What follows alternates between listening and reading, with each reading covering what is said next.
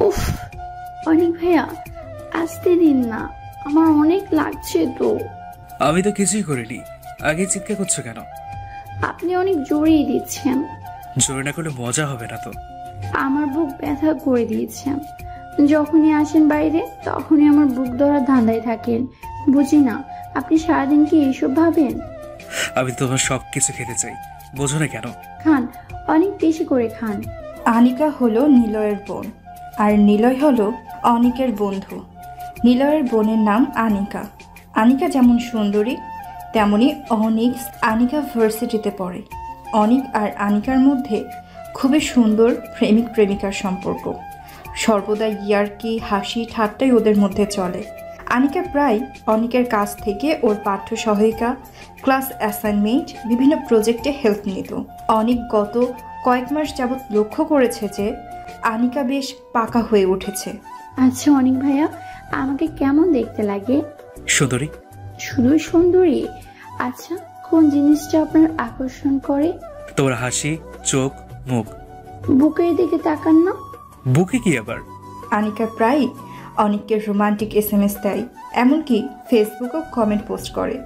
ওরা প্রায় চ্যাটিং করে ঘন্টার পর ঘন্টা কাটিয়ে দেয়। অনিক খুবই লাজুক প্রকৃতির, সে জীবনে কোনো মেয়ের সাথে প্রেম করেনি, এমনকি অনিকের কলেজ জীবনেও নয়। তাই আনিকার সাথে তার কাণ্ডগুলো সাংঘাতিক চমক দেয় এবং মনে মনে একটা তীব্র অনুভূতিও এনে দেয়।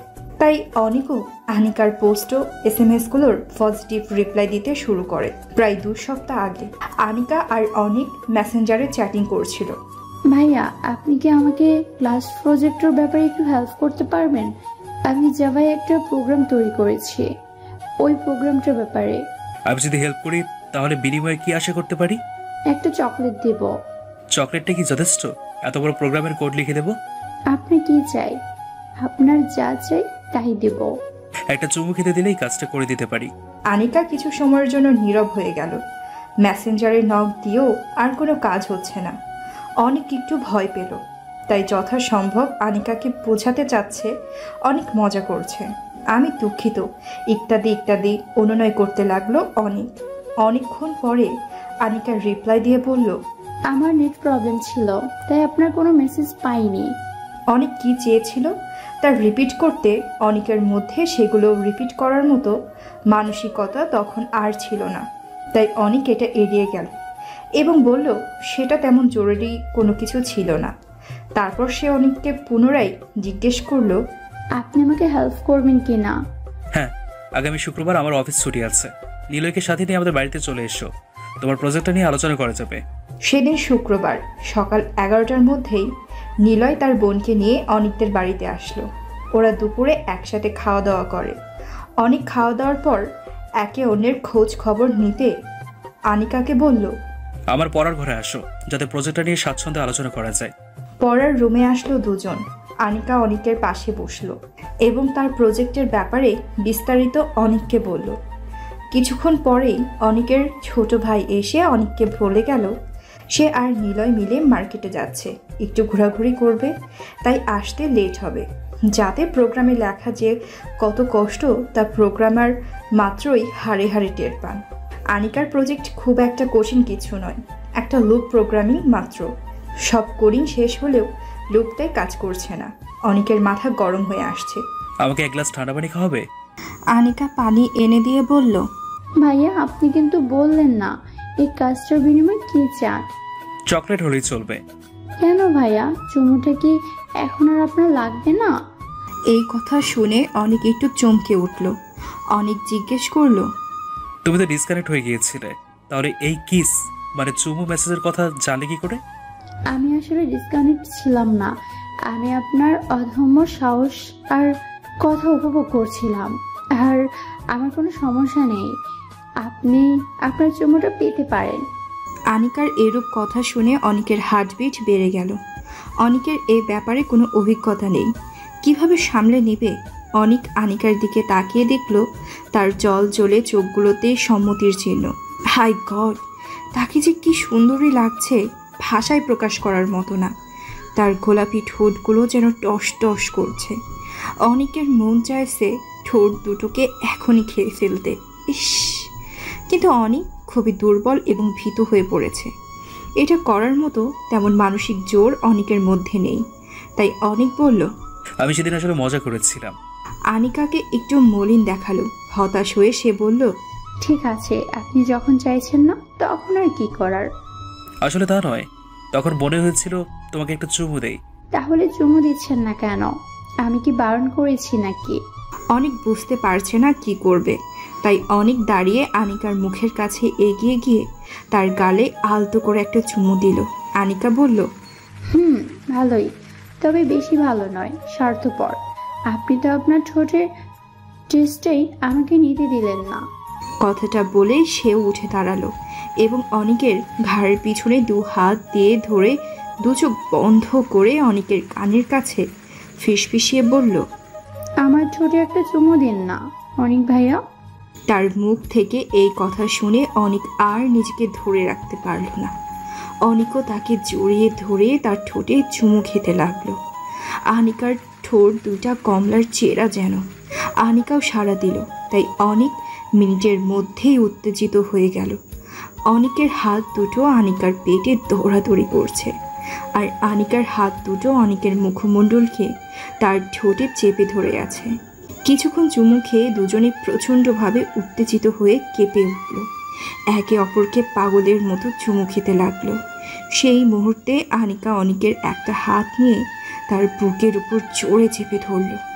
অনিক আনিকার সারা বুকে বোলাতে লাগলো, আপনাকে অনেক ভালোবাসি অনিক ভাইয়া। আমিও তোমাকে ভালোবাসি জান। যদি ভাইয়া জানতে পারি কি যে হবে। কিছুই হবে না, আমরা একসাথে থাকবো, এটাই সত্য কথা। Just love for you. আমি আপনাকে প্রচন্ড ভালোবাসি অনিক ভাইয়া, তাই সবকিছু আপনার জন্য। আমি তোমার জন্য সব করতে পারবো। এরপর দুজনে মিশে যায় ভালোবাসার চরম মুহূর্তে, সেই আবহমায় সময়ে যেখানে কাঙ্ক্ষিত এক পশলা সুখ নিমজ্জিত হলো দুজনের শরীরে, মিশে যায় একে অপরের ভালোবাসার রেখাতে। এরপর দুজনে আবার কাপড় চোপড় পরে দিল। একসাথে চেয়ারে বসে স্বস্তির নিঃশ্বাস ফেলেছে দুজন। নিলয়েরা আসলো কিছু সময় পর। আনিকা বলে, অনিক ভাইয়া, আমাদের বাসায় যাবেন? পড়ানোর জন্য অনেক ধন্যবাদ। একটা টিচার রাখবো বুঝলা, তোমার যে প্রবলেম তাতে মনে হয় না এভাবে সলভ হবে। ভাইকে বলেছিলাম টিচার খুঁজে দিতে, সে রাজি হয়নি, তাই তো আসি আপনার কাছে। রাগ করেন না তো আপনি? না না, একদমই না। নিলয় তার বোনের হাত ধরে বলে, অনিক, একটা কাজ কর, তুই তো সন্ধ্যার পর ফ্রি থাকিস, আনিকাকে পড়াতে পারবি না? একটু হেল্প কর ভাই, জানিস তো আমি বিজি থাকি সবসময়। নিলয়ের কথা শুনে অনেক মুচকি হাসলো। আনিকার ঠোঁটের কোণাতে আরও দুষ্টুমির হাসি ফুটে ওঠে। অনেক বলে, তোর বোন কি আমার কাছে পড়বে? কেন পড়বো না? আপনি অনেক ভালো পড়ান, আমি আপনার কাছে সহজে সব বুঝতে পারি। আপনি দারুণ বোঝান, আপনি সব কিছু প্র্যাকটিক্যালি করান। তাহলে একটা কাজ করবা, তুমি সন্ধ্যার আগে আমার বাসায় চলে আসিও, পড়ার পর আমি তোমাকে দিয়ে আসবো।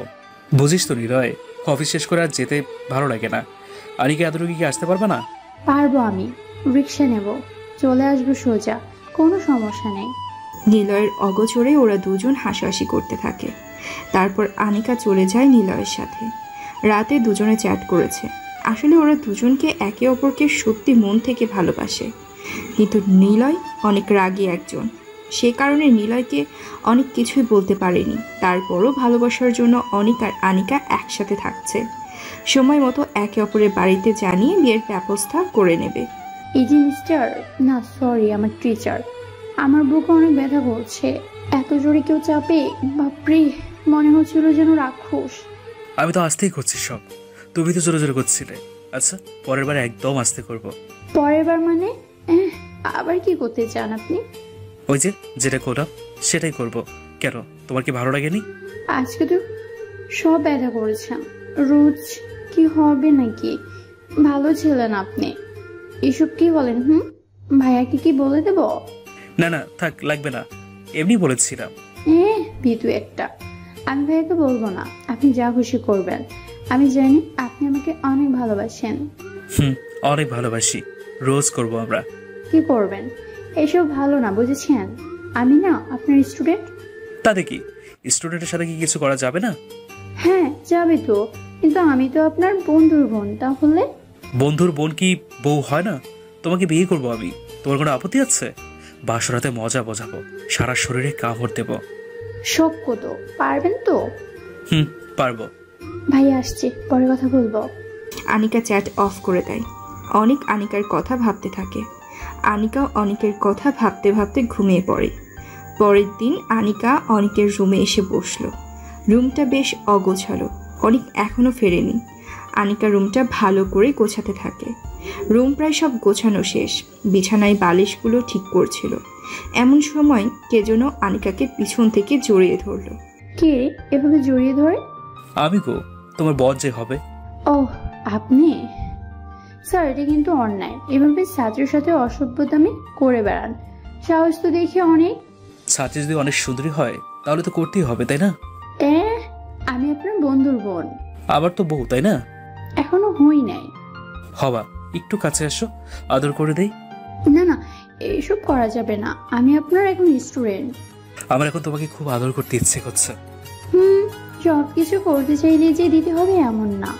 আমি করব, তোমার কোনো সমস্যা? কিন্তু আমি তো পড়তে এসেছি। তাতে কি, আসো একটু চুমু দেই তোমাকে। তোমার ঠোঁট দেখলে যে আমি থাকতেই পারি না, খেতে ইচ্ছে করে। কিন্তু মিস্টার, আপনার হাত কোথায়? সেটাকে সামলান। আমার বুকের দিকে এগিয়ে আসছে। কেন থামবে? আমার ইচ্ছে, যা খুশি করবো। অনিক আনিকাকে সামনে ঘুরিয়ে তার দিকে ফিরালো। অনিক আনিকার চোখের দিকে তাকিয়ে আছে। আনিকাও এক দৃষ্টিতে তাকিয়ে আছে। এরপর ওরা খুব কাছে চলে আসে। দুজনের ঠোঁট একসাথে মিলিত হয়। ঠিক তখনই দরজায় কে যেন এসে দাঁড়িয়েছে। ওরা দুজন বুঝতে পেরে ঘুরে তাকালো। নিলয় দাঁড়িয়ে। ব্যাস, নিলয় এসে অনিককে জোরে একটা চড় দেয়। তারপর অনেক কথা অপমান করে আনিকাকে সেখান থেকে নিয়ে যায়। অনিক নিলয়কে বোঝায় আনিকাকে সে বিয়েও করতে চায়, কিন্তু অনিকের সাথে নিলয় তার বোনের বিয়ে দিতে চাচ্ছিল না।